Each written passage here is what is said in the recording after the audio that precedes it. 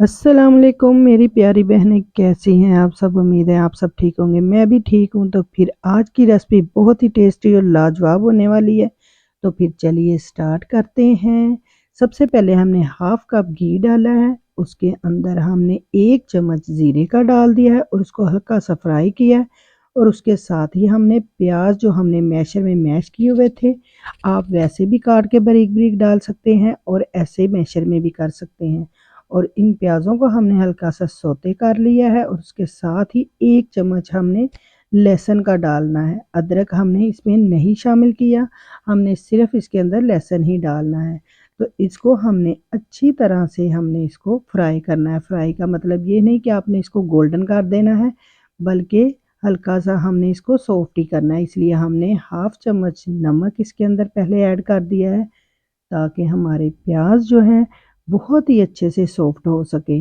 और इसके साथ ही हमारे जो लहसुन है वो भी इसके अंदर इसकी बुनाई हो सके। तो हमने मज़ीद इसको 1 से 2 मिनट इसको अच्छी तरह हमने इसके अंदर सॉफ्ट करना है। तो जैसा कि आप देख रहे हैं कि प्याज हमारे माशाल्लाह से बहुत अच्छे सॉफ्ट हो चुके हैं और इसने घी भी छोड़ दिया। इसके साथ ही हमने इसके अंदर 1 चम्मच भर के जो है खुश्क धनिया पाउडर डाल दें, या आप कूट के इसको डाल दें, वो डाल दें। उसके साथ ही हाफ चम्मच हमने हल्दी भी डाल दी है और 1 छोटा चम्मच हमने सुरख मिर्च का डाल दिया है।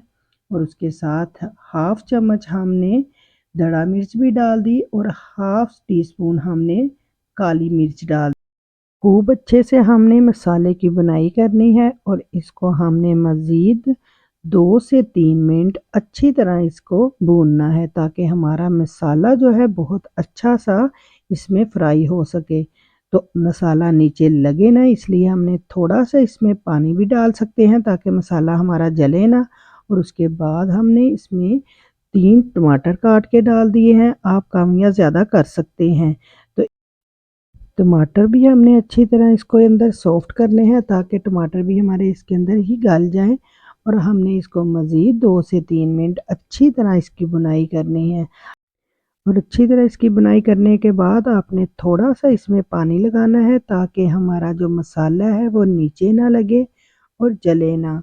तो आपने भी ऐसे ही करना है, थोड़ा सा पानी इसमें डाल दें और इसको अच्छी तरह मिक्स करें, ताकि जितनी हमारी इसकी बुनाई होगी वो उतना ही मज़े की ये रेसिपी बन के तैयार होगी।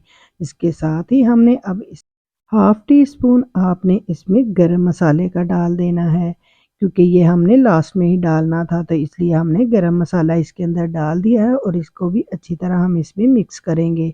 और उसके बाद हमने हल्का सा पानी लगाया इसमें, ताकि मसाला हमारा जले ना। और उसके बाद हमने इसके अंदर अंडे डालना शुरू कर दिए। अंडे आपने 3 से 4 अदद भी डाल सकते हो और मज़ीद ज़्यादा भी कर सकते हैं। आँच आपने हल्की रखनी है, ताकि मसाला हमारा नीचे ना लगे। और उसके साथ हमने अंडे इसमें शामिल कर दिए थे। अंडों को भी हमने हल्का-हल्का सा इसके अंदर चम्मच चलाना है, ताकि जो अंडे हैं वो हमारे अच्छी तरह इसके अंदर मिक्स हो सकें। आप अंडों की मिकदार कम या ज़्यादा कर सकते हैं। मैंने इसके अंदर सिर्फ 3 ही अंडे डाले हैं, आप इससे ज़्यादा भी डाल सकते हैं। तो इसी तरह हमने हल्का-हल्का सा इसके अंदर चम्मच चलाते रहना है, ताकि अंडे हमारे अच्छी तरह पक सकें। तो मज़ीद इसको हम 5 मिनट देंगे, तो 5 मिनट में हमारी ये रेसिपी रेडी हो जाएगी। आपको पता है कि ये इतनी शानदार रेसिपी है कि हमें जब खाएँगे तो हमारी सब ही तारीफ़ करेंगे कि ये हमने किस तरह बनाई है, और वो आपसे पूछेंगे भी कि ये क्या रेसिपी है। तो इसके साथ ही हमारे अंडों की ये रेसिपी तो बन के तैयार हो गई है। और आखिर में हमने इसको गार्निश करना है। उसके लिए हमने सब्ज़ मिर्चें और हरा धनिया काट के रखा हुआ है, वो हमने इसके ऊपर डाल देना है लास्ट में।